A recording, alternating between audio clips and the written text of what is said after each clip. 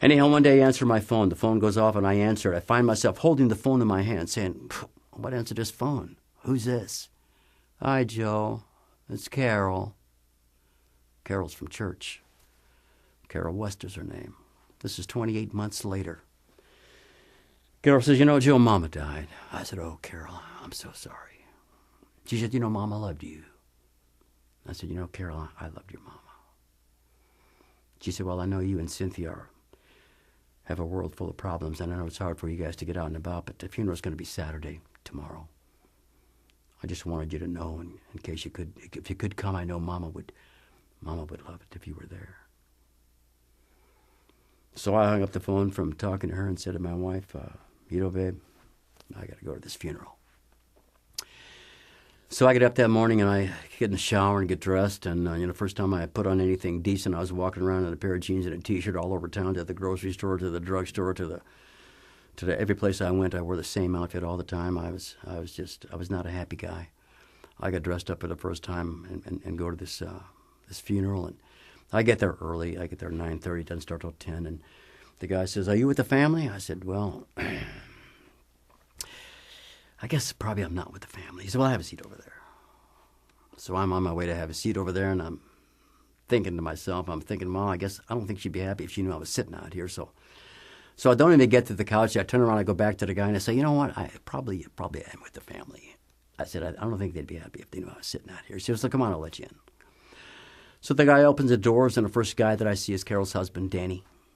And he's standing there looking at me. I'm looking at him. He's got a big smile on his face, and I walk up and give him a big hug. And as I'm hugging him, I'm saying, Danny, they asked me if I was family, and I told him I didn't. He said, yeah, Joe, you are family.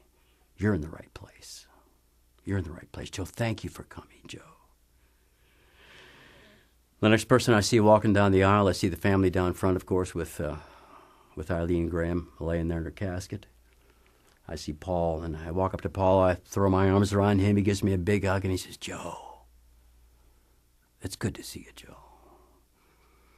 And we must have embraced there for what seemed like 5 minutes to me. And then when we broke our embrace, I just looked at him in his face, and I said, Paul, thank you, Paul. Thank you. And what I was really saying was, thank you, Paul, for receiving me with open arms like you did. And so I go and give my condolences to the family, and then the service continues, and all the church flocks in, and I was afraid to go to the church because, they'd all been trying to call me, and I wasn't returning anybody's calls, and I was afraid to go, scared to go, but I had to go for Eileen. And so now here comes the church piling in. Everybody's message to me is the same. Joe, we love you. We miss you. Are you doing okay? How's Cynthia? And then it comes to the portion of the service where they say, okay, if you got anything you'd like to share with us about your story with Eileen, how Eileen might have influenced your life, this is the time for that. Must have been 15 people stand up.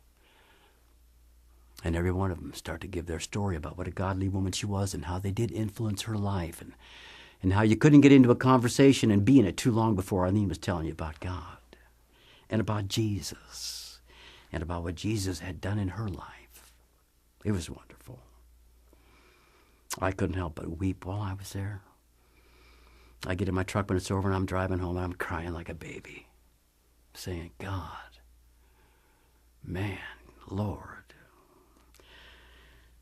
I get home and I embrace my wife, and of course she knows I've been crying, and, are you okay? What's the matter? I say, honey, I tell you, we got to start to pray. We just got to start to pray again. And so we did.